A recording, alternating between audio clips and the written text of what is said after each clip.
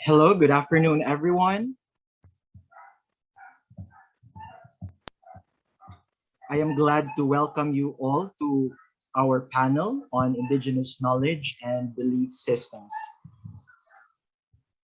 The pervading modernist paradigm of international relations has blindsided the discipline from, among others, Indigenous peoples, worldviews, and experience, as well as the deep and abiding influence of religions to human society.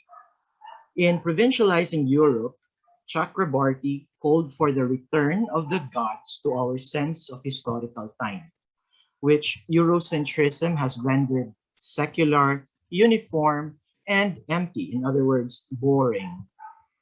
Our panel seeks to subvert this homogenizing tendency by laying bare the rich and diverse contributions of the indigenous peoples and religious actors in the Anthropocene. So far, we only have the two presenters. I hope that the first presenter will eventually come um, later in the panel. Let me just remind all of the paper presenters that each of you are allotted a maximum of 15 minutes delivery time. You will be notified via chat when you only have 5 minutes left and when your time is up. After all the presentations, we will entertain questions and reflections via audio or chat. Without further ado, let me introduce to you our first presenter. Our first presenter is a member of FISO, Louie Vincent Capul Reyes from the University of San Carlos, Department of Political Science. His paper is on the Pope of the Global South, or the Pope of the Global South, this is question, towards a decolonial reading of the Francis Papacy. The second presentation is from John Neil Perfecio and Patrick Torres, to hear the cry of the earth and the cry of the poor. Laudato Si and Pope Francis's challenge to mainstream climate solutions. Both of these presenters are from the Archdiocese of Cebu, from the Commission on Social Advocacies. Now let me call on Louie. Take it away, Louie. Good afternoon to each and every one of you. So I'm here to present my discussion on Pope Francis's decoloniality, or at least his contribution to the decolonizing process within the Catholic Church. But for the sake of our theme, I'd also like to link it to the Anthropocene, the human impacts, and how in some ways Catholicism provides a solution to that. So let's get started. Next slide. Okay, so all right, so next slide, please. Okay, okay, just to give a shorter presentation. Okay, we all know Catholicism had some part in the colonization process, right? Now, what's interesting is that the areas that they colonized have some of the most thriving Catholic populations around. And what's interesting is that there was one particular bishops' conference that actually talked about decolonization. It's one thing for the Catholic Church in the 1950s, as early as that, to acknowledge the decolonizing process of nations from colonial powers. It's another for them to say words like this: the decolonizing of minds and knowledge, recovery of historic memory, and enhancement of intercultural spaces and relationships as conditions for affirming the full citizenship of these peoples. Now, I feel that this is the best summary I can give with regards to exactly where Pope Francis got many of his concepts, because in fact, this is the influence that the bishops of these global South areas have gotten.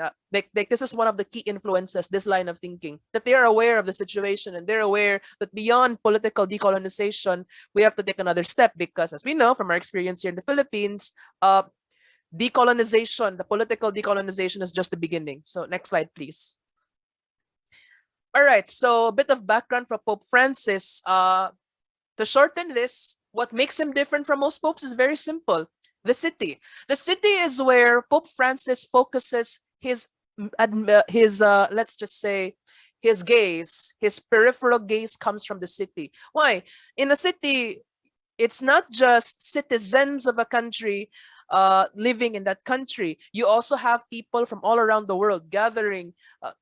This is a plural society within a specific space.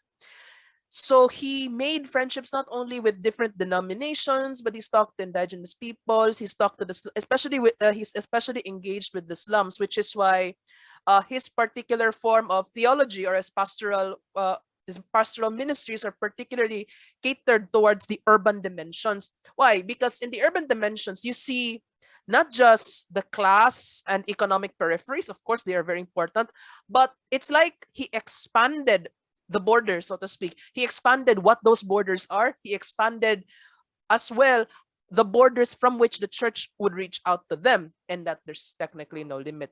And that's where he gets his peripheral gaze, along with the influence of the Latin American bishops in saying there's a need to decolonize, to preserve historical memories, etc., etc. We also have the urban dimension of the mission. So next slide, please. All right, so this is my structure. I analyze the text by looking into keywords, not just decolonial concepts, but also post-colonial concepts, and connect them to the statements made by Pope Francis. Now, granted, not everything is a one-to-one, but there are actually very specific definitions that he gives. It's one thing to, let's say, try analyzing the decolonial discourses of the popes, like what is their approach. Like, you have to look deep into the meaning of words. But with Pope Francis, he actually has very specific ways of saying these things, because he actually understands at least to some extent, he has a clear understanding of post-colonial processes. And speaking of which, we'll look into exactly what exactly makes Pope Francis decolonial, which is on the concept of liminality. And then after that, we relate it to the coloniality of power and see if he critiques that. Also on this section, just for the sake of this panel, I'll also look into how Catholic decoloniality, the term I'll introduce later, how that Catholic decoloniality connects to the critique of Pope Francis when it comes to the responses that the world has towards the environment. So next slide, please. Okay, so yeah. These are examples of terms. There's actually more. I think I missed some, but I suppose that's the case. Yeah, there's actually more terms here, but the point is, yes, these are among the concepts. I've gotten them actually from a compendium, like listing down the terms, the concepts, and then applied them in the coding process of the text analysis, and then connect the dots there. Okay, so next slide, please. Oh, the words were down there. Okay. One thing to note is that Pope Francis does acknowledge colonialism. Oh, in two stages, so to speak. In the early points, he does mention the obvious kind of colonization. He also mentions neocolonialism. He mentions the intervention of capitalists, of multinational corporations, and how they threaten the environment, how they threaten different parts of human patrimony, the places where there are natural resources being exploited, lands, all of that. He knows this. But what's interesting is that when we think of Pope Francis and colonialism, next slide, please, we talk about ideological colonization. Now, actually, he didn't say this in the Philippines. I'm using a different quote because I felt that we've already heard his statement before about ideological colonization. Some would say it's conservative because he's against gay marriage. Yeah, he stated that. He's also against gender theory. He was against that. Those were aspects of his critique of ideological colonization. But the main point of this approach to ideological colonization is not the question of whether it's progressive or conservative. It's the question of place. He mentions this before. There was a teacher who actually snuck in books from the government into the schools discussing gender theory. And at least from the experience of Pope Francis, I think that was in the 1990s. It was much a different time. He said that the way that it was approached, the way it was being fed there, it felt like an intrusion, or rather it wasn't something that they exactly received as if it's theirs. No, that's how he would approach it. Now let's read the quote here. Likewise, and this is how he connects to globalization. Likewise, globalization, as it was appropriately recalled, in fact, also brings with it aspects of potential confusion and uncertainties, such as when it becomes a means of introducing customs, concepts, even rules extraneous to a social fabric, with the consequent deterioration of the cultural roots of reality, which should instead be respected. And this is the result of the tendencies proper to other cultures which are economically advanced but ethically debilitated. So many times I've spoken of ideological colonization when I refer to this problem. For Pope Francis, he actually acknowledges that globalization is not that cool. In fact, he actually condemns the way globalization is viewed. He thinks of globalization as how do I put this? He thinks of it as something that introduces itself into something that doesn't have to be touched or doesn't have to be interfered. For him, one way it does that is ideological colonization. The thing is, all of these structures, globalization, capitalism, ideological colonization, they are causes as well as factors in perpetuating what Pope Francis calls throwaway culture. The dehumanization of people in the peripheries. That is why his urban ministries are important, because he's not just looking at the peripheries of class and race. He's also looking at the peripheries of existence. That's why he mentions, for example, those without jobs, women, old people, children. They are peripheries as well. And that is because they are often neglected by society. He also includes the unborn, but what he emphasizes is not so much of specific categories having weight over the others. What he's trying to say is that in the modern world, we have this tendency to feel that modernity has triumphed, it has brought progress, but in fact, it has actually intruded into the cultures of different people and created distortions. That is what he's trying to say here. So next slide. Next slide, please. Okay, now, and we relate this to is let's say counter discourse to globalization. It is the polyhedron model that he introduces in Evangelii Gaudium. It's actually interesting that Pope Francis does acknowledge the concept of Homi Bhabha's cultural difference or hybridity, because while yes, he acknowledges that there are specific cultural roots, he actually knows that cultures, peoples, they undergo change. And that's why Pope Francis sees culture as, above all, a living, dynamic, and participatory present reality which cannot be excluded as we rethink the relationship between human beings and the environment. Now, this one is important because he's also saying that humans and the environment have this connection. Francis highlights how a consumerist vision of human beings encouraged by the mechanisms of today's globalized economy has a leveling effect on cultures, diminishing the immense variety which is the heritage of all humanity. So you could argue that individualism can be framed as a false form of personal freedom, as it detaches the individuality from the community, land, and their temporal reality. It's like individualism is an escapism from the reality that people are tied to the land. This is that we are tied to each other. Next slide, please. So, okay, this is his view of culture. So this is why we need to communicate with each other to discover the gifts of each person, to promote which unites us, and to regard our differences as an opportunity to grow in mutual respect. He's saying that, yes, cultures are different. And while there is a sense of unity, he actually suggests basically that diversity is part of human nature. Okay, so next slide, please. So next slide. Okay. Now, this is the source of his decoloniality, which is liminality. Basically, Pope Francis deconstructs the way that we define the margins. He is a priest of the margins, after all. He's from the global south. But also, he reads the margins, and he not only like, he's from the margins, he not only redefines how the center looks at the margins, in that the center and parts are equal, but he also changes the borders. No longer are they going to go to specific peoples, like, okay, let's just focus on our camp. Everyone is included in this big tent of the church. Next slide, please. So yes, it's rather than a Eurocentric model, it's a polyhedron. So next slide, please.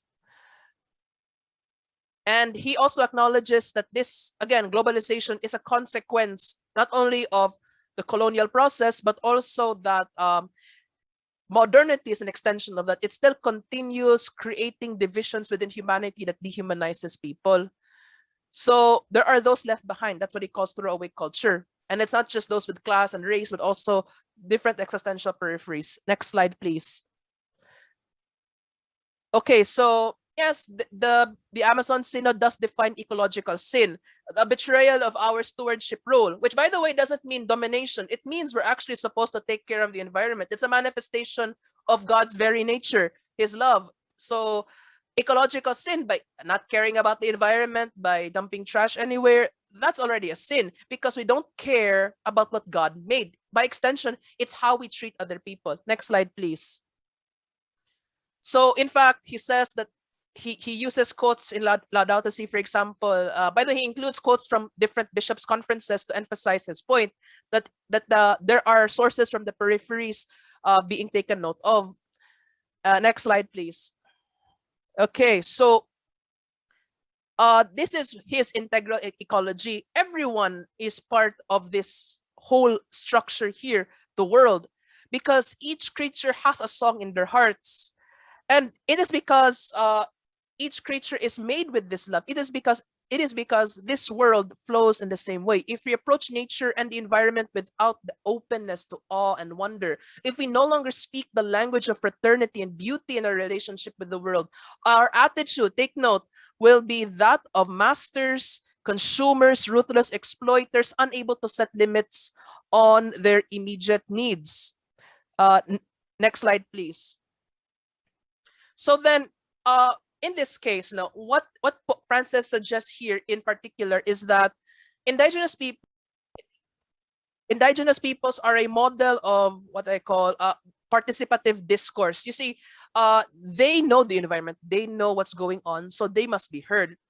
Right now, we have a synod process ongoing, but actually, this has been started even before. So, like the Amazon Synod, for example, where we have this final document, this shows that the Pope's concern for the environment is not just, let's say, benefactor-beneficiary relationship. There's no distinction there. We're all everything is at stake. All of us are at stake. So he sees the prophetic voices of those in the margins. And that's why he invites us to view the poor, to view indigenous peoples as participants of this discourse. Next slide, please. Okay, I'm already wrapping up right here. Next slide, please. I've already talked about that. Okay, these are the concepts that Francis emphasizes on. Basically, time is greater than space. It's not about control. It's about process. And realities are more important than ideas. Again, that is why he takes inputs from different bishops' conferences, from different sources. He even quotes different international organizations. And also, the whole is greater than the part. This expresses the idea that every person is part of something greater. That when, like the neglect of the poor, for example, it's not just economic, it's environmental. The way that cities are becoming polluted, it not only affects the environment, causing air pollution, but it affects the quality of life everywhere. There is an interconnectivity in humans. That is why his peripheral gaze from his experience in the cities is very important for understanding how we can respond to the environment and to the impact that we have. And especially for Catholics, we need to listen to this kind of message. Next slide, please. So yes, this is what he wants, a church in the borders, a big tent church that welcomes people. But also more importantly is that when it comes to understanding the environment as a Catholic, we have to look at everything as a whole. It's not just a question of who is going to benefit or whatever. It's a question of all of us, of all of our lives being at stake, which is why I feel that his approach to decoloniality, which is listening to the people, to the peripheries, this is very important for creating different kinds of religious knowledge and thus creating different solutions with different voices to fit different situations. And I think this does at least make him, in some part, a decolonial pope. So that is all. Thank you. Thank you very much, Louie. That was a Very impressive presentation, quite thought-provoking. You gave me at least now a better appreciation of Pope Francis, especially from a decolonial standpoint. So we will have more later in our discussion. Now let me call on John Neil Perfecio and Patrick Torres to also speak about Pope Francis. And this one is specifically focused on the Laudato Si.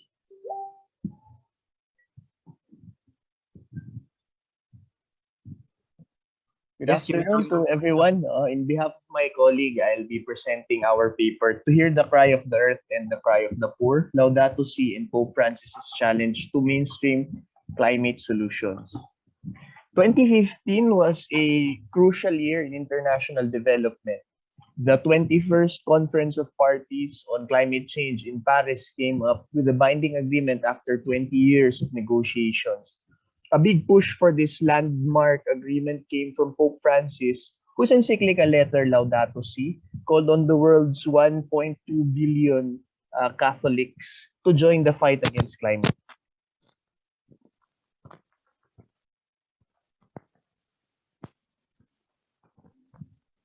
Hello, Patrick. We can't hear you.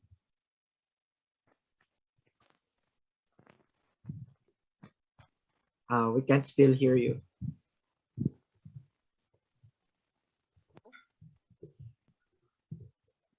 Aha. Oh yeah, that's it. Can hear Okay. you. Sige, thank you. So yeah, as I was saying, in his encyclical letter, Laudato Si, Yeah, you're cut off again.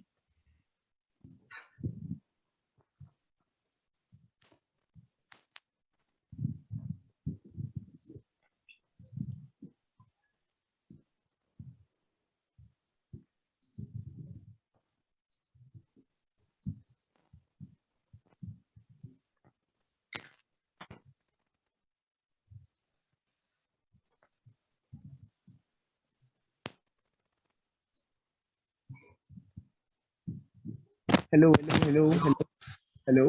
Yes, I can hear you. Okay. Yeah, I just tested my microphone. Okay. Thank you. So yeah, as I was saying in his encyclical letter, Laudato Si, Pope Francis addresses all people of goodwill on the social and ecological crisis brought on by climate change. Acknowledging that the conviction of believers are considered by some as irrelevant and even irrational in the areas of politics and philosophy, he proceeds to lay down the contribution of the Roman Catholic faith tradition in understanding the impact of climate change and in formulating and mobilizing solutions to this crisis.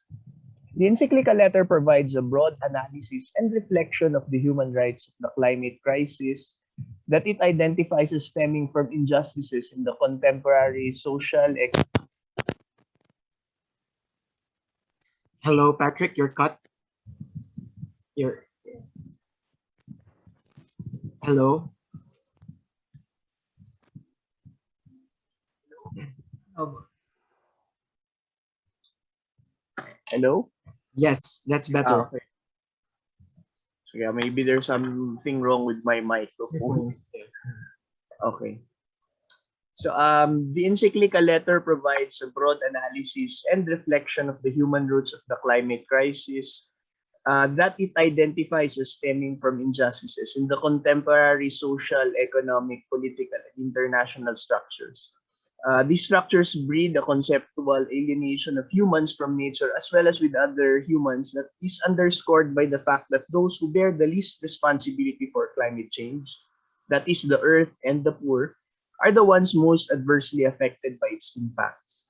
His approach explicitly distances itself both from excessive anthropocentrism and from extreme biocentrism by emphasizing the interrelatedness of the current ecological crisis with the ethical, cultural, and spiritual crisis of modernity.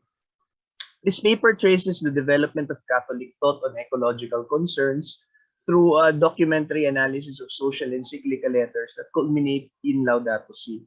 It then contrasts Laudato Si's holistic approach towards an integral ecology to mainstream international climate solutions and demonstrates how this approach provides deep analytical and practical critique while prescribing more responsive alternatives.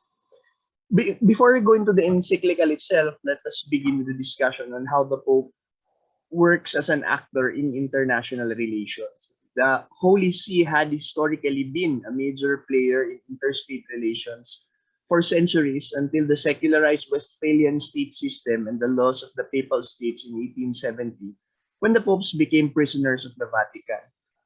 Despite this, the Pope exercised considerable influence even before the 1929 Lateran Agreements clarified the papacy's political relations with Italy and with the rest of the world, and established the Vatican City as a sovereign entity. Burns insists that the Pope participates in international affairs not as the leader of the Vatican City State, but as the head of the Holy See, an embodiment of the hierarchical leadership of the Roman Catholic Church.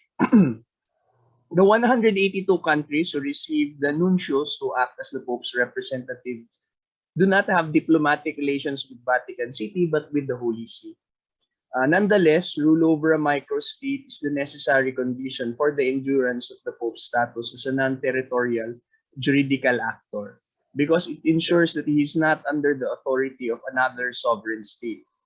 This distinction allows the assumption of the Pope's independent motivation in his interventions in global politics. Aside from this distinct juridical status of the Holy See, the Pope is able to mobilize political activity through his leadership of a transnational church. The presence of the Catholic Church in virtually all countries enables it to participate both as a transnational and as a domestic actor, considering there's no institutional separation from the so-called national churches, whose leaders are ecclesiastically subordinate to the Pope. As the religion is not confined to the territorial borders, the Pope is able to influence a transnational public as well. This positions him at the structural intersection of national politics and international relations. With this extensive soft power, as Joseph Nye would call it, Pope Francis is able to issue pronouncements and moral teachings to participate in global policy debates, such as on migration, on economic justice, and of course, our concern for today, on climate change. The moral leadership that the Pope provides to billions of 1.3 billion Catholics worldwide provides the mobilized masses that is the backbone of the papal role in international affairs. Both papal diplomats and media, especially social media, amplify the effect of the Pope's influence. Now we turn to integral ecology, which is the key concept introduced by Pope Francis in his encyclical. Although papal teaching on environmental concerns already existed before Laudato Si, but Pope Francis himself quotes the works of his predecessors in the introduction of his encyclical. In the 1971 Apostolic Letter of Octogésima Adveniens, Pope Paul VI already referred to the adverse effects of unchecked human exploitation of nature. Pope John Paul II, also quoted in the encyclical, also warned that human beings see the natural environment only as something to satisfy consumption in his first encyclical letter, Redemptor Hominis, in 1979. And for the lack of awareness of humans being part of a larger whole in a human ecology in later encyclicals such as Centissimus Annus and Solicitudo Rei Socialis.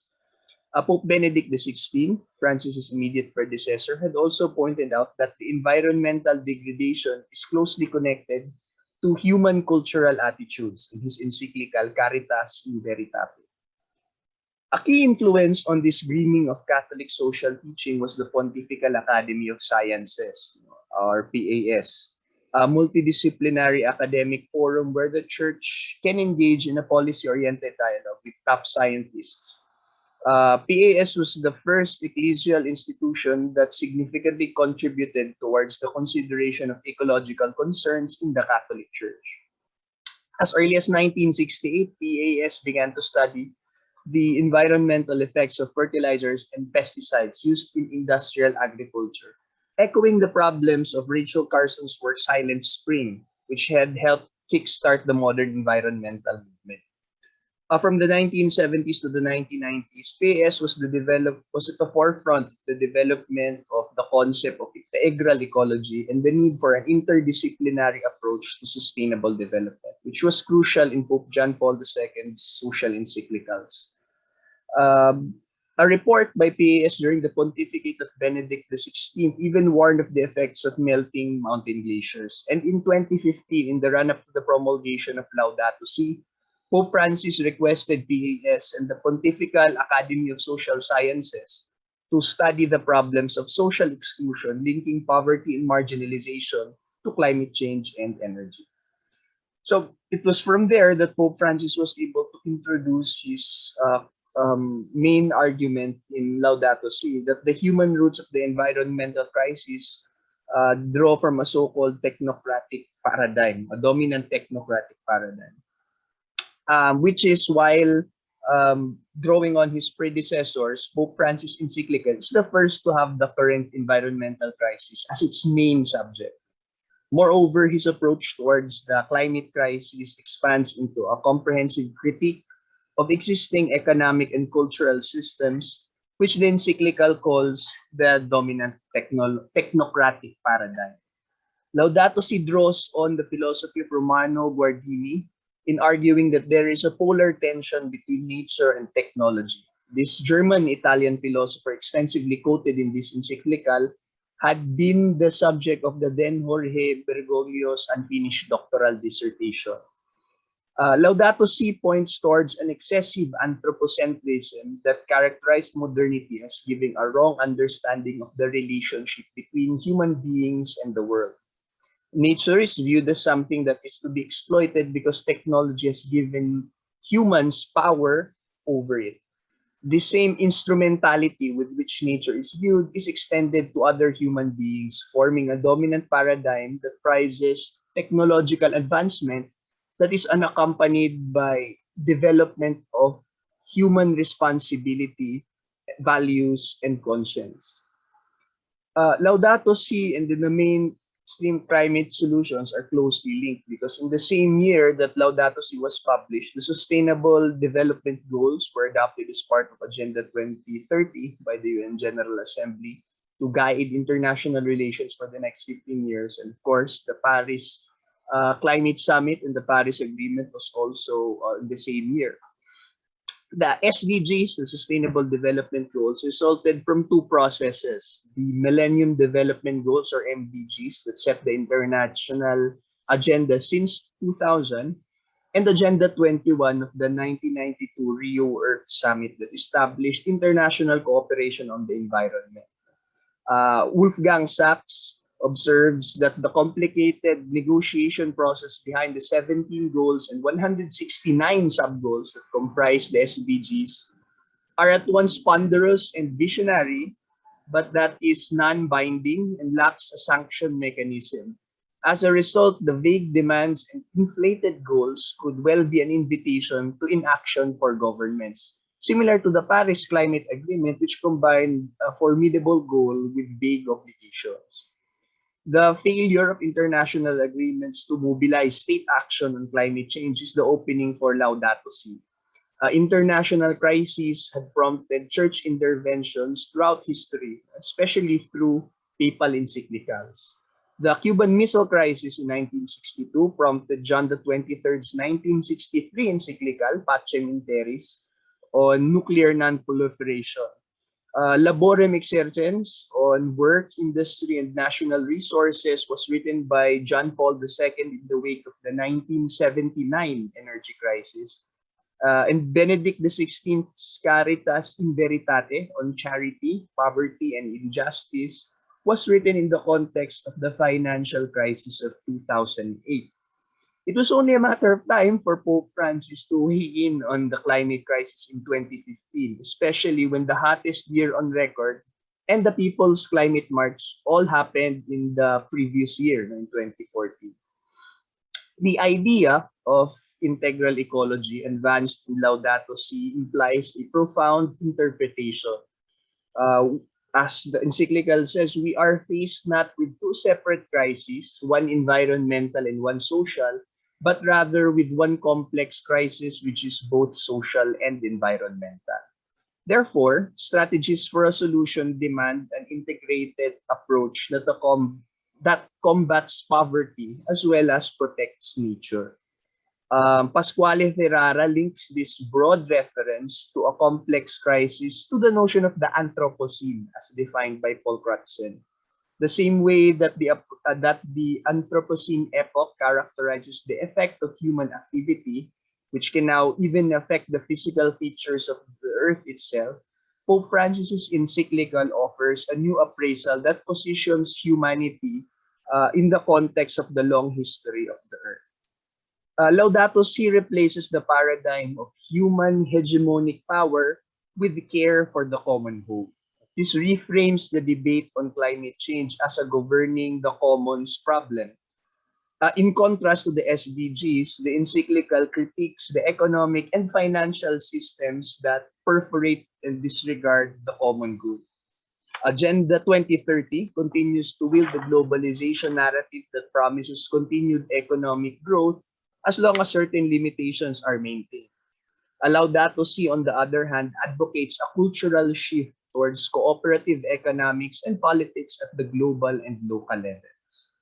In conclusion, the reframing of the climate debate to focus on the common good also broadens it from diplomatic wrangling on national emission targets towards what Pope Francis calls a cultural revolution.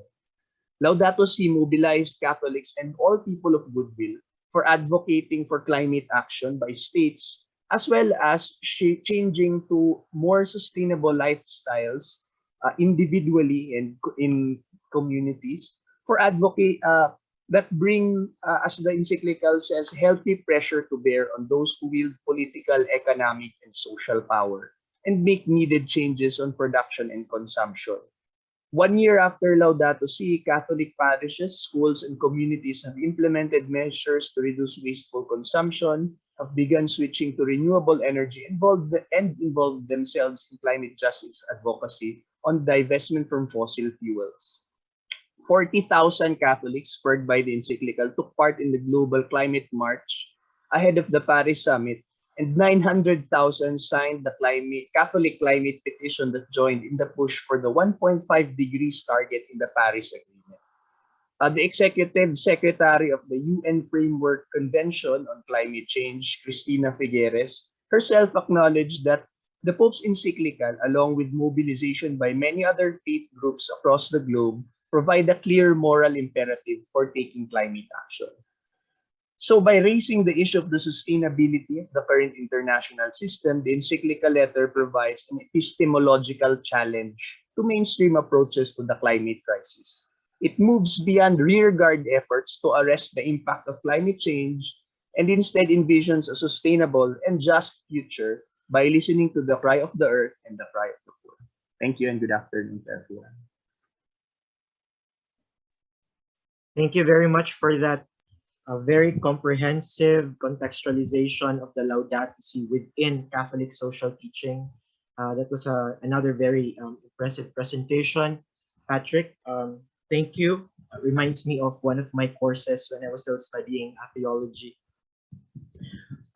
So now we have almost an hour for our question and answer because I believe Mr. Eduardo Erazo Acosta can't make it. He's not here, right? So we will proceed with the question and answer portion.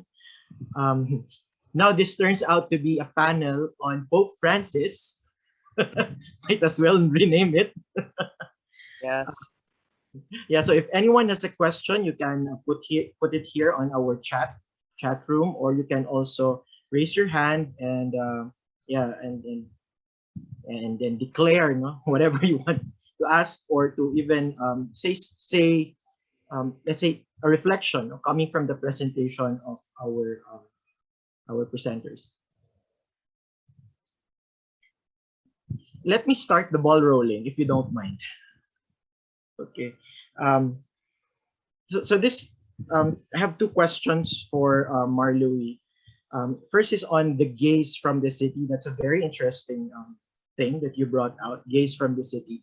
My question now is, how is that different or similar from Saint Augustine's The City of God? Is there something similar, or is it inspired by it? And then my second question to you, Marlouis, is on this on decoloniality's influence on transforming the church from a hierarchical institution to a more collegial one.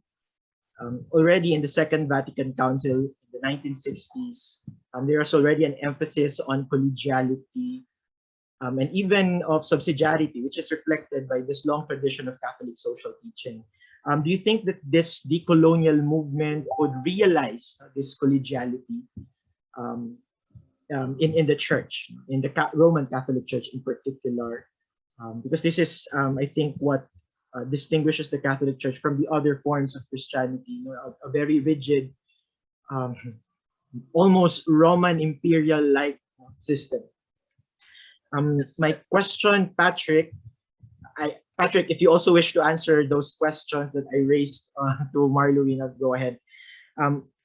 Very interesting point on the Anthropocene, and it kind of reminds me of one of the things I realized yesterday during the opening remarks, the keynote speech of Dalia. That when we think about the Anthropocene, it's not necessarily something positive. It's not ambivalent. There's something negative in it. Putting human beings, to be more gender fair, putting human beings at the center is in fact a problem in itself. And my question now is, what if we transform this anthropocentricity to Christocentricity? Is there that concept of the cosmic Christ? There's something helpful from that concept in order to transform this anthropocentricity into something that is more centered on God, and this biblical concept of the world being actually God's temple, and this tendency, this propensity to dichotomize between sacred and profane, turned the whole earth mostly into profane things that we just waste much of our resources. Having said that, I give the floor to our presenters. Okay, so hi, may I go first? And is it okay? I'll ask permission from you, Sir Harvey, if I can answer first Sir Patrick's question so that he can add more details to it, because I have a few words to say. Go ahead. Okay. The primary idea of faith in Pope Francis's approach is that faith is an encounter with Christ. That's where I feel so much if you're going to tell a Catholic what makes Pope Francis different, what's his view on faith? Simple. It's an encounter. It doesn't seem like much. We see in the trees and environment, blah blah blah. Except we don't. It's like the words trees and environment just right there. You see, it's not processed enough. But if we center, as you say, sir, on Christ, it actually is very radical, very difficult, and I dare say very, I don't know, we feel like we're so far from it. I often tell myself we are so far away from the standard of the Good Samaritan. I think, or maybe Pope Francis said that before, but yeah, that's the idea here. It's a very interesting thing to think about, that the model of Christ can be a center instead of just us being so observers of the environment. We're just watching TV until the earth dies. So okay, now going to your questions for me. First, City of God, and then this one's interesting, because the urban dimension of Pope Francis, he was talking about if there's something to equate it to, it's definitely the theology of the people. It's one of the strands of liberation theology, although I will argue that it's actually not as dependent on, let's say, Marxist frameworks, because it doesn't necessarily suggest a direct class division, I suppose. It does call the enemy of theology of the people is the oligarchy, but it doesn't mean that the goal of the of the theology of the people is to outright destroy that particular class. It's to ensure that they don't oligarchize. There's a word for that. Yeah, that's the idea. What if I were to connect the dots between City of God and Pope Francis urban ministry? I think the idea is that I think the idea is that the city of man is not as simply as the city of man. It's a city of people, because the city of man is very colorful. The city of man is made up of peripheries that are unexplored. One example I can think of is when Pope Francis talks about throwaway culture. Every time he talks about throwaway culture, he has this list of people he mentions. Now, normally when we say peripheries, we would say class peripheries or those who are, all of that. We're familiar with that. Even mental health patients, siguro can be. But the problem is when we talk about non-tangible peripheries, it's like we can't process it. Sometimes we say, okay, let's talk about the poor, for example. Oh, yeah, we know, we get it. They don't have money. They're not supported much by the government. Yeah, but there's something else that makes them poor.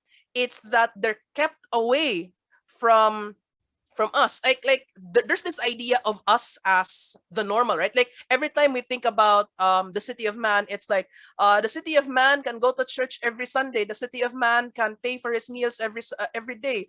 The mentality of the normal. He's trying to say, no, that's not how it works, because that's on your side of the part, like the polyhedron, so to speak. The city is diverse not only in the colors and races and different cultures and ideas, it's also different in the peripheries. But unfortunately, it is because we don't acknowledge the city, like the gaze of the city, even though we live in the city.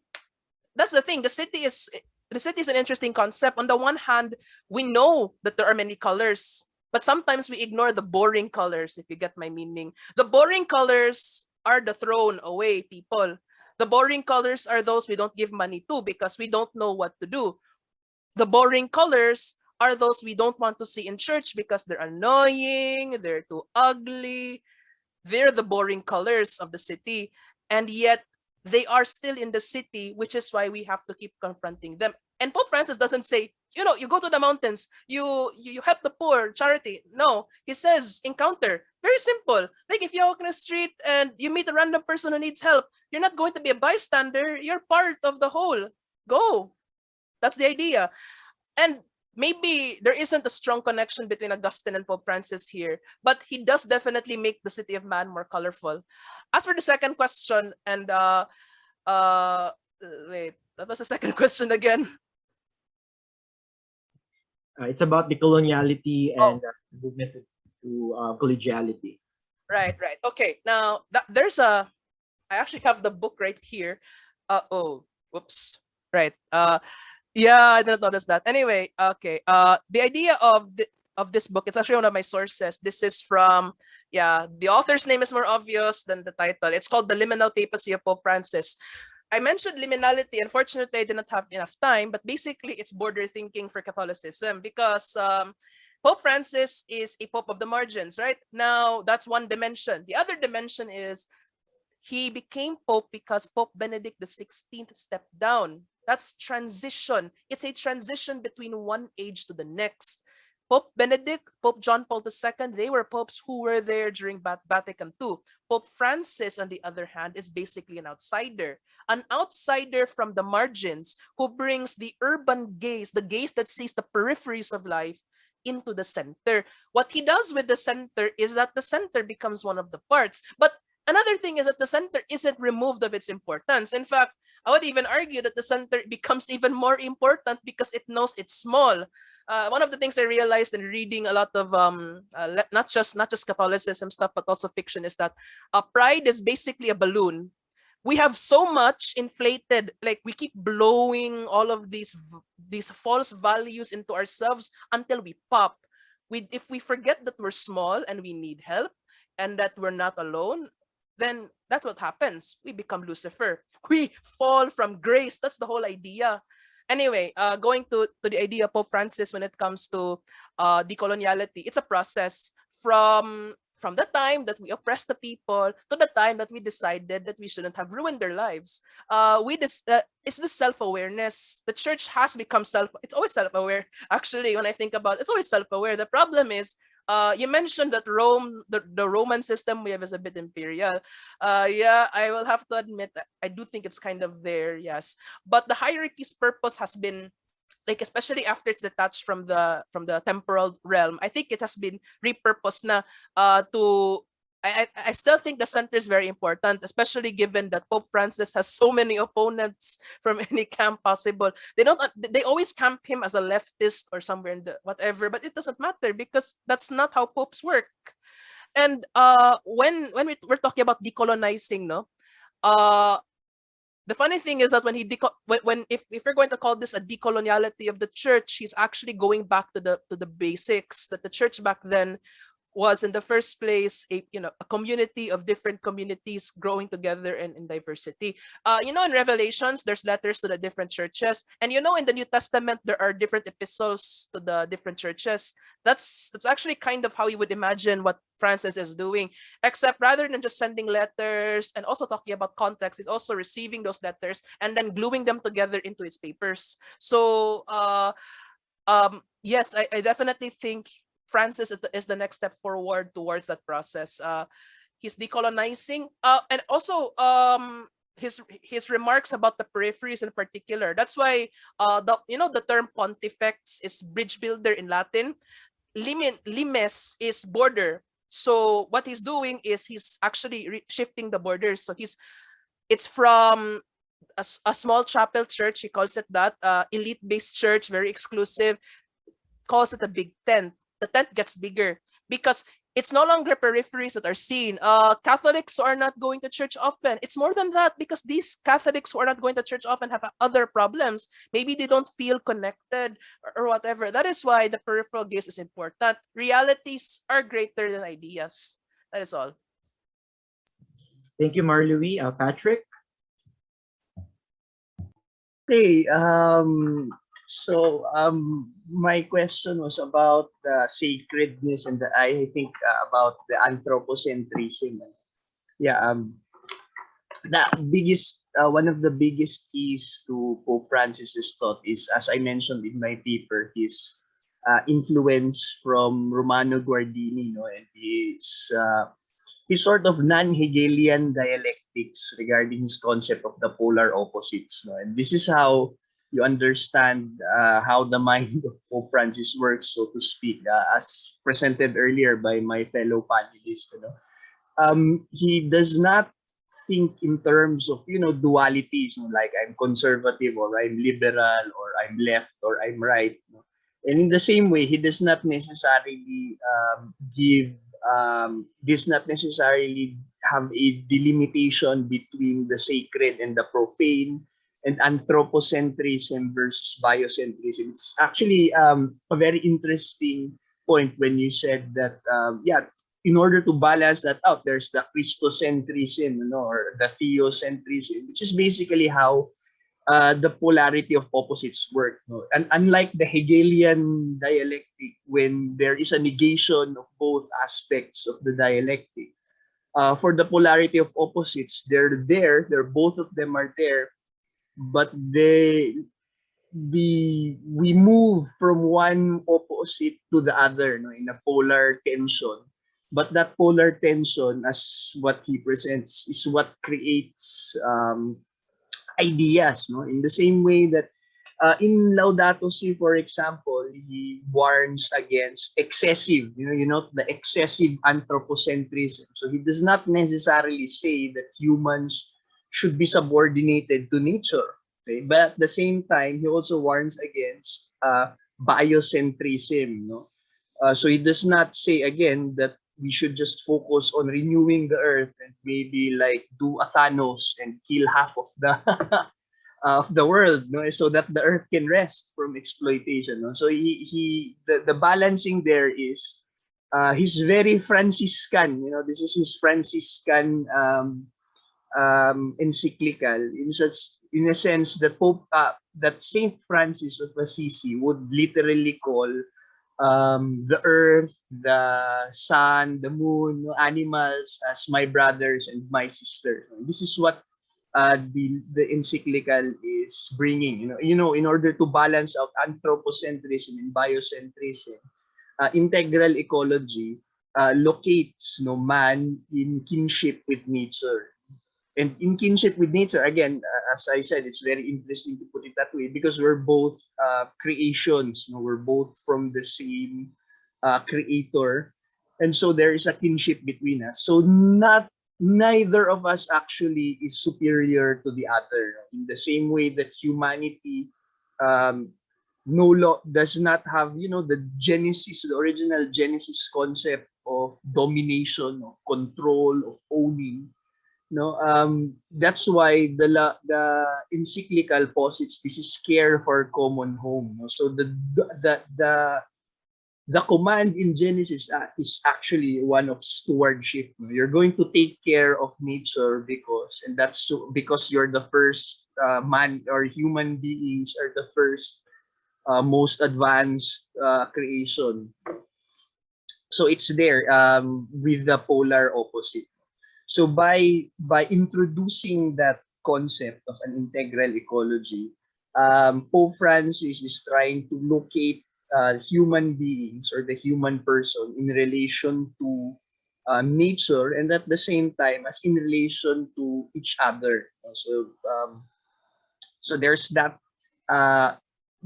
there's the link there between the crisis of the environmental problems and the crisis of the social crisis, no, which is a crisis that's economic, that's political, that's social, that's cultural. No? I wasn't able to go over it in my presentation earlier, but even in Laudato Si, there is a discussion of how, because we've been cut off from nature, we've been cut off from others by the technocratic paradigm, which you would call, in other words, as modern late capitalism. You lose that connection with nature, and then you lose that connection with life, and that's where Pope Francis traces the mental health crisis as well, because basically we don't find any more reason to live mentally. So that's why many people, and especially young people in the encyclical sense, just give up on life. You don't want to live anymore because what's the use? And you don't see meaning in life because you've been cut off from others and you've been cut off from nature. So there's also a very interesting connection between Pope Francis's thought and as my colleague earlier said, with the peripheries, no? Because it's in the peripheries, as you can see, where you can experience those connections. No? And that thought is from Latin American philosophers like Alberto Metolfere, like Amelia Podetti, who I would say is, you know, emblematic of the Latin American thinking's emphasis on the peripheries, no? And from an international relations viewpoint, you can find that, okay, so that's why peripheral realism, for example, came from Latin America. No? So there's that very specific experience, no? That specific Latin American experience that Pope Francis also brings to his papacy, no, as the Pope from New World. And that's why this polarity of opposites is crucial, no, in understanding and also differentiating Pope Francis's thought, because his intervention, again, as my fellow panelists pointed out, which many commentators would like to imprison, in the left and right politics of liberals and conservatives, actually is beyond that, no? Because at the end of the day, yeah, going back to Saint Augustine, this is when commentators speak about Pope Francis and Laudato Si, they speak of it at the level of the city of man, in the Augustinian city of man. When in fact Pope Francis is speaking to us from the perspective both, which is the position of the Roman Catholic Church, both within the city of man and also prefiguring the Augustinian city of God. Maybe my colleague, Mr. Perfecio, if he's still there, can add something. But that's my response to the question. Thank you. Thank you, Patrick. I believe there are questions now from the audience. Please raise your hand to be acknowledged.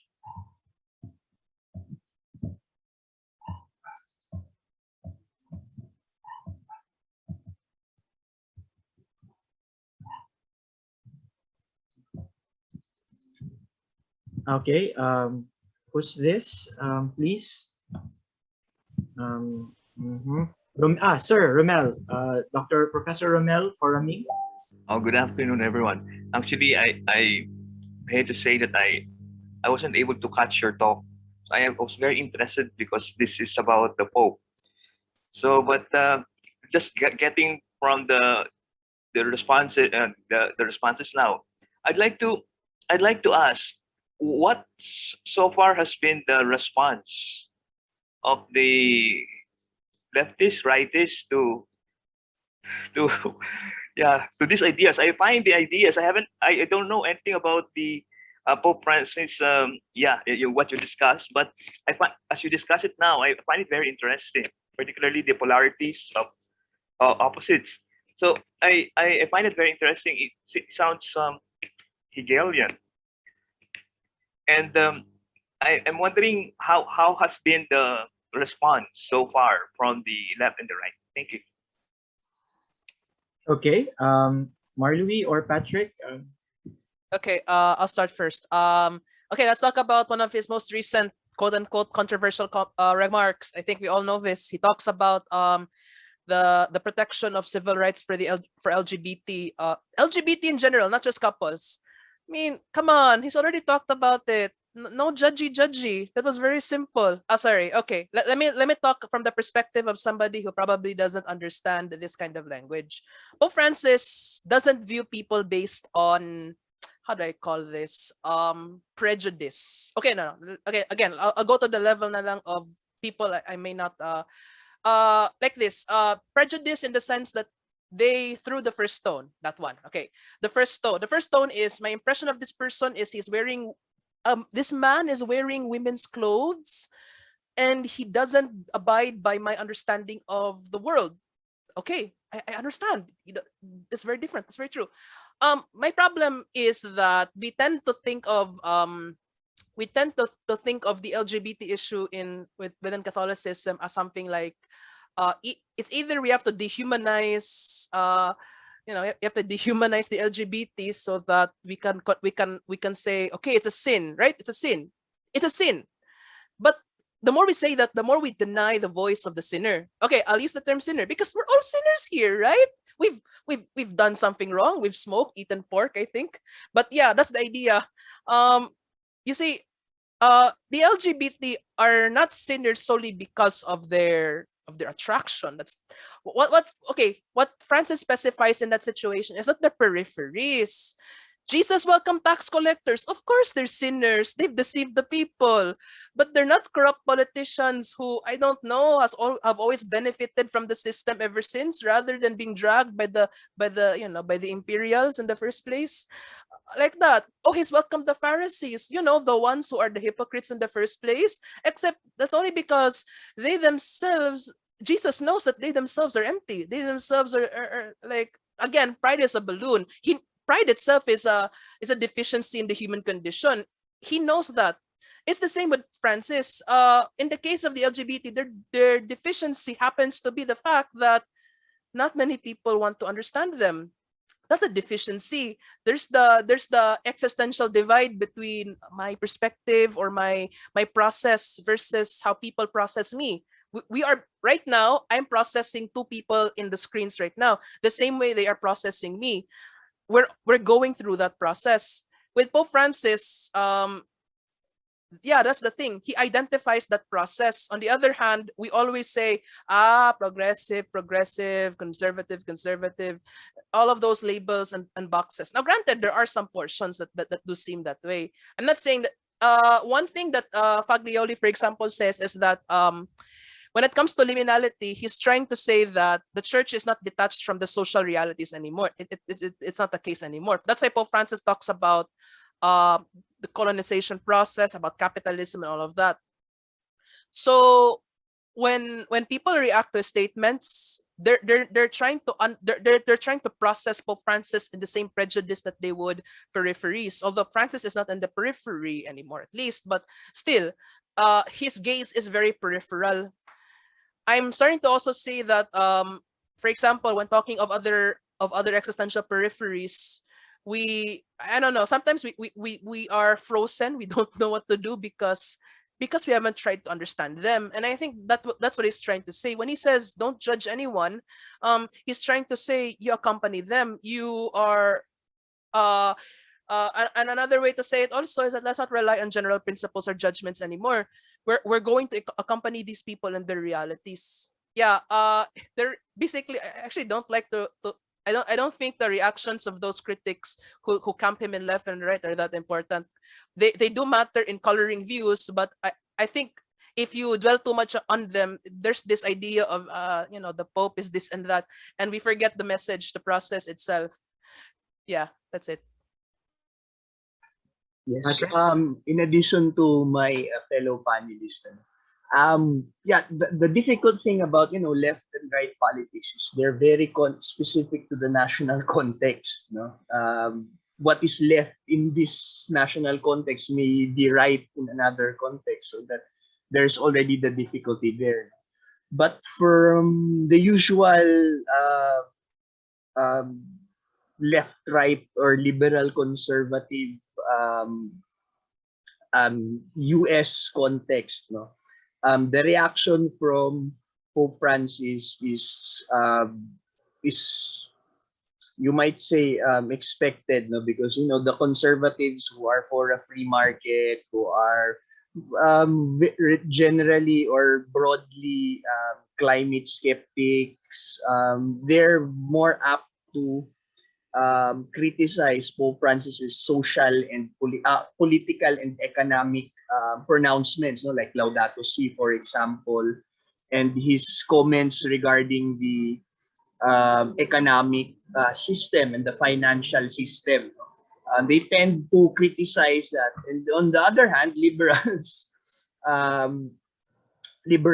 tend to criticize Pope Francis's social and moral teachings, like on abortion, on euthanasia, on the bread and butter, so to speak, issues of the church, which and LGBTQ rights, which he and divorce, which he does not really depart from. So because Pope Francis's thought and his position, of course, his Catholic thought in general, is beyond that left and right division. So on the one hand, you have left conservative critics and liberal critics of Pope Francis. Although on the other hand,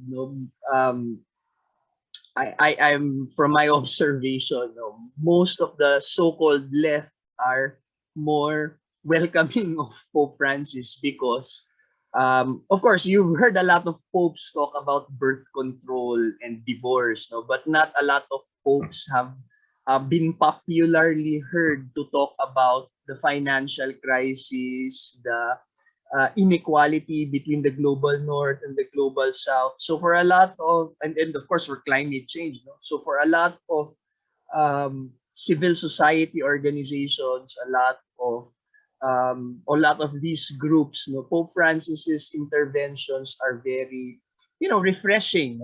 But one of the points of our paper actually is that Pope Francis is actually consistent with his predecessors. Pope Benedict XVI, who is usually presented as his, in contrast with Pope Francis, is the same. Was talking about the economic system in Caritas in Veritate. He's already warning that the capitalist system has to be restrained, and our guide for the restraints on capitalism is charity. Our love between with another person. So it has to be tempered like that. Pope Francis himself also does not talk about, that he's in favor of a socialist system, etc. Because again, on the one hand, it's the church talks about issues beyond these dichotomies, no? And second, because as early as the 1800s, no, Pope Leo XIII, no, Rerum Novarum, already made clear the Catholic Church's stand on socialism, no, that condemns atheistic socialism, but at the same time, it also condemns the excesses of capitalism. So you see already the polar opposition that Pope Francis is taught is characterized with is already consistent with the Catholic social teachings, no? As early as the first social encyclical. So I think that's the difficulty also, because even within his even to critics within the church, you know, Pope Francis is also there's a bit of an overlap. You know? You have the conservative critics within the church also questioning Pope Francis's so-called, you know, innovations regarding, you know, Amoris Laetitia, regarding divorce, no? And they tend to fall also in that dichotomy, no? That there are liberals and conservatives within the church. But the key idea of Pope Francis, even ecclesially, you know, within the church, is that there's no such thing as liberal Catholics and conservative Catholics. There are only Catholics, no? That's his point. No? We may differ on certain details, but at the end of the day, we are defined, and that is the crucial thing about his pontificate. He seeks to define, he seeks to look at not what divides, but what unites. So what brings people together. So what makes a Catholic, if that's within you, even if you're an LGBTQ, even if you are a leftist, even if you, as long as there is that Catholicness in you, then you are a Catholic. In the same way that for Pope Francis, if there's there is humanity in you, then all other dichotomies are artificial. They're just from this world. At the essence and the main thought of his is that unity between humanity, and specific to the encyclical, that unity between humanity and nature, as part of creation. So that's the main thought. So in conclusion, for left-right politics, that's very hard to comprehend Pope Francis, because at an epistemological level, you don't have that understanding of where he's coming from. So that's why at the end of the day, he gets criticized on both sides, both left and right. Thank you, Patrick. I'm glad I'm not Pope Francis. There's a question here on the chat. It's from Raila. I'd like to ask about Pope Francis as a reflection of a global South embedded within the global institution of the Catholic Church. Are we seeing a change into a more periphery-centered church, especially with regard to global concerns? And there's a follow-up question. How do we reconcile the reality of power among peoples and social institutions coming from the global South with regard the Universalist message coming from the Catholic Church that has, according to Raila, originally been centered on a Eurocentric worldview? So, yeah. Okay. Hi, Sir Raila. Okay, so for the first question, if I were to give a straight answer for once, yes. But because of the presence of Pope Francis, in terms of global concerns, yes, because the church has, like, if I were to read from Faglioli's work, book right here, he says, yes, it's a liminality process. It's a historical process. Even if there's going to be another pope that is probably different from Francis, what remains is that many Catholics have changed. We're more concerned about the environment. Yes, Benedict, of course, is concerned with the environment, but I don't know. There's something that sparked many people to suddenly listen. I think if there was a difference between all of the popes, as much as I admire the previous Holy Fathers, John Paul II was a protector of democracy. Pope Benedict was a protector against the dictatorship of relativism. But Pope Francis brought something else to the table. It's the periphery. He is from the periphery. He lived with the periphery. That's something that I do not think. Well, Granted, the previous popes were victims of communism and what's this and Nazism, so they have their. But yeah, the periphery in Latin America was left ignored by many generations. Their perspectives are very fresh and different. That's what also makes it like a different church. With regards to global concerns, I'd even argue it's because they are from the periphery, because the Pope Francis is in the periphery, that there's an invitation to these peripheral views. In his writings, encyclicals, letters, he mentions different bishops. He's not just talking about it from the Eurocentric lens, from the high tower and all of that. No, it's all about, what are they saying? He talks about the Japanese bishops. There's one quote I really liked. He mentions Japanese expressions. I'm getting up the paper for a second, but for example, there was a conference on November 26, 2019. This is how Francis sums up his view of the West. Lux ex oriente, ex occidente luxus. Light comes from the East. Luxury, consumerism comes from the West. That's already a summation of how he views things. Okay, simply put, for Francis, the West lacks transcendence, which is very ironic because Christianity is a very transcendent religion, whereas the more materialist Buddhists seem more transcended because they are not egocentric. In this discourse of the Anthropocene, Pope Francis suggests that return to the ironically, no, return to tradition, return to the basics. He's talking to the guys who keep talking about traditionalism to return to the basics because they really haven't. It's the small chapel mentality. We have many small chapels around, but they're the big tents, whereas we have many big churches. But inside are small chapels, tabernacles that are inaccessible to the poor. Because yes, it's beautiful. In fact, it should be beautiful. It should look like that. That's how we express the magnitude of the incomprehensible. But the way that they talk to the poor, the way that they talk to the peripheries is so disheartening. Can we even call them Catholic by that definition? That's where Francis redefines universality. It's not about one size fits all mentalities anymore. It's not just this one big thing. It's about the tent. He's not talking about one size thing. It's about the tent. It's covering everyone, and we're all talking to each other. So with the second question, which actually I've already transitioned to Ganina. What's this? It's about the Eurocentric views. Now the thing is, how do we reconcile this different view of Pope Francis from, say, for example, from the realities of the global South? Well, one thing to note is, number one, as far as the church context is concerned, it's actually brought more power to the different national bishops' conferences because they're giving their inputs more vocally na. They are basically listed na sa mga encyclicals, sa mga letters. They're all, it's assured, like that. They are quoted in those things.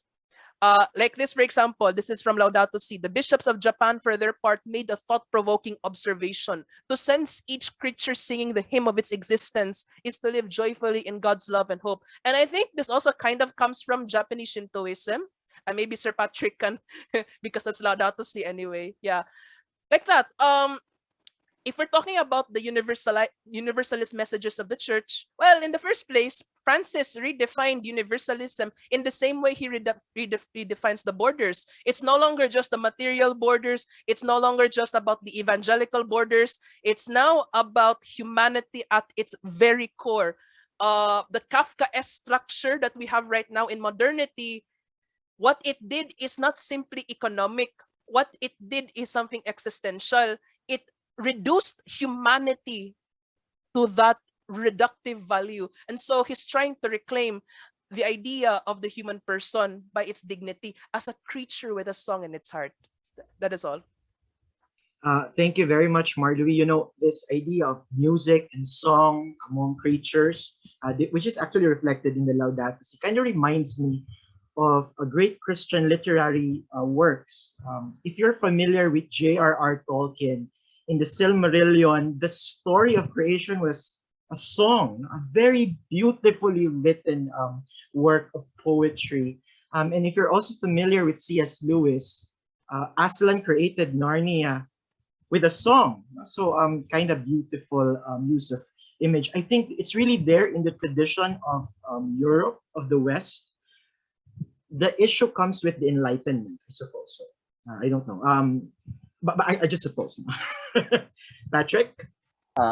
Yes, thank you. So yeah, in connection with what my fellow panelists and our moderator was all able to share, no. Yeah, we have two questions, no. First is the church becoming more periphery centered, and second is how is that going to affect, the global south with the universalist messages from a traditionally Eurocentric worldview, no. Yeah, I find it interesting that my fellow panelist said that the Pope mentioned earlier that the Pope Francis is going back to tradition. No? This is actually one of the things that came out of the Second Vatican Council. No? There were three schools of thought within the council. No, of course, there were the so-called conservatives. No, they were more philosophically, they were Thomists. No, they wanted to preserve the church as it is, so that they could confront modernity. No? So they wanted that. Um, if I recall correctly, one of the biggest proponents there was Cardinal Ottaviani. And in one of the sessions, when he went past the time that was allotted to him, the microphone was cut, so he wasn't able to finish what he was trying to say. Referring So to that joke, Patrick, where where he took a taxi and then he told the taxi driver, "Take me to the council," but he was brought to Trent. yeah, so something like that. So you can see that original viewpoint was already, so to speak, buried at the Second Vatican Council. But the reformists within the council, they actually split into two groups. No, one is what we might call the liberal Catholicism, Karl Rahner and the like. No, and on the other hand, you have Karl Rahner and the Concilium, no, the Concilium school. No, they later made the Concilium Journal. And then on the other hand, you have Ratzinger, you have all the other Henri de Lubac, no, who would become the Communio school. No? What most people don't realize is that Pope Francis is actually not of the Concilium school, no, not of the liberal Christian Catholicism, but he's very much part of Communion. There's a very strong consistency between Pope Benedict and Pope Francis. Even then, there have been efforts, institutionally, to reform the Curia during the time of Pope Benedict XVI. And basically, Pope Francis is continuing that to make, the Catholic Church institutionally less Rome-centric and more periphery-centered. You could see that in the number of synods that he's calling, the more collegial way in which he writes his encyclicals. He even cites the Catholic Bishops' Conference in the Philippines, for example, the pastoral statement on the environment in 1992 in Laudato Si. I think the title is "What is Happening to Our Beautiful Land." So that's the CBCP was talking about Ormoc, he was talking about the Marcaper disaster, he was talking about logging, he was talking about mining, and that's what Pope Francis cites. So you see that very strong return to the peripheries. Unlike the Thomist preoccupation with preserving, the Communio school, they were more on, let's go back to the church fathers, let's go back to scripture, let's look at it again. So that's where Pope Francis is coming from. So the return to the periphery is again, somewhat more institutionally more collegial, it's institutionally more open. Pope Francis, for example, has appointed a lot of women in pontifical bodies. I think recently he appointed a woman as part of the governing body in Vatican City, for example. So it's more open. There is that conscious effort to bring in, the periphery. Not and my fellow panelists might disagree, but not in the decolonial sense that you are separating the periphery from the core, but you are bringing the periphery toward the core in order to enrich it. So that's why the Pope, for example, has been appointing a lot of cardinals from the global south. It's something that Filipinos are probably following because, we look at what happened to Cardinal Tagle, from Manila. He was taken to Rome and he's now one of the heads of one of the biggest pontifical bodies in the church. People are actually talking to him about him as a potential pope, after Pope Francis. So there is that institutional effort, to make the church more periphery centered, both at the global south, global north level, but also, from an identity, more women and more open to LGBTQs, more open to non-Europeans. But having said that, there is going to be a lot of resistance, and there is actually right now. We recall, for example, that the church, some scholars said that the Roman Catholic Church progresses in 50-year intervals. For example, the Communist Manifesto was published, or the Rerum Novarum was published 50 years after the Communist Manifesto. So it took the church 50 years, or the Roman Catholic Church 50 years, to really talk about capitalism and socialism, when the critique for capitalism happened 50 years ago. Laudato Si is similar, 50 years after the birth of the modern environmental movement, the publication of Silent Spring. So this decolonial, periphery-centered direction for the Roman Catholic Church might take another 50 years, but institutionally, you can see Pope Francis is already putting people there, putting Cardinal Tagle there, putting more cardinals, so there's going to be a change probably, but it might take another, it depends, it might take another 50 years for it to really have that impact. Secondly, regarding the Universalist message, again, you have to look at Pope Francis again in his polar oppositions, how he looks at dialectics. So there's really, again, for him, there's no Southern, Global South Christian or European Christian or European Catholic, but there's only Catholic. That's why he's bringing the effort of bringing the peripheries towards the core in order to, include the experiences and the ideas from the peripheries also into the core. It's interesting because I don't remember in what speech or writing that Pope Francis spoke, but because of his closeness with Latin American philosophers, there is that idea that actually Latin American quote unquote culture is the only quote unquote culture that was born Catholic, because before European culture was originally for lack of a better word, pagan. There's the classical tradition of Greece and Rome that was, and then there's the previous, for lack of a better term, pagan traditions of the different Germanic and other peoples that eventually became Europe. But Latin America per se, meaning distinct from the various indigenous cultures of Latin America, was the only culture that was born Catholic. Its Catholicness became its distinct identity from its previous cultures. By extension, you could also say that Filipino identity is sort of like that. So you see there that there is that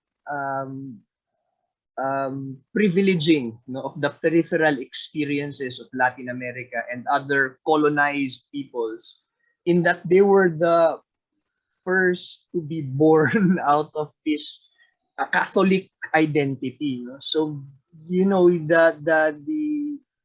Eurocentrism, of the church is actually does not anymore, or it does not, it never did really capture the essential Catholicness, so to speak.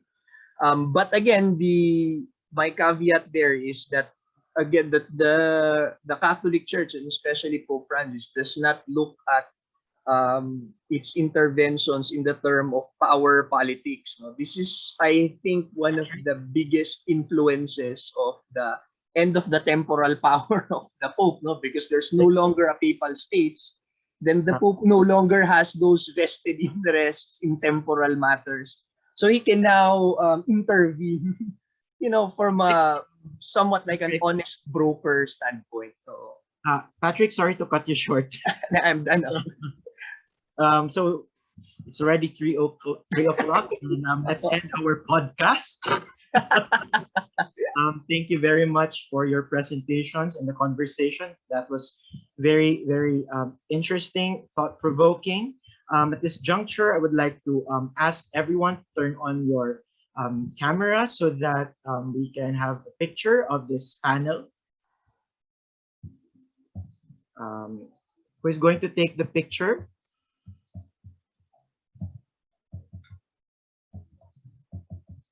I'm going to take a picture po. So, yeah. I'll count 1 to 3, then I'll click the screenshot button po. So, okay. 1, 2, 3, smile.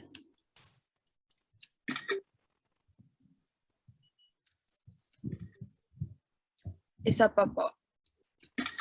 Thank you so much po.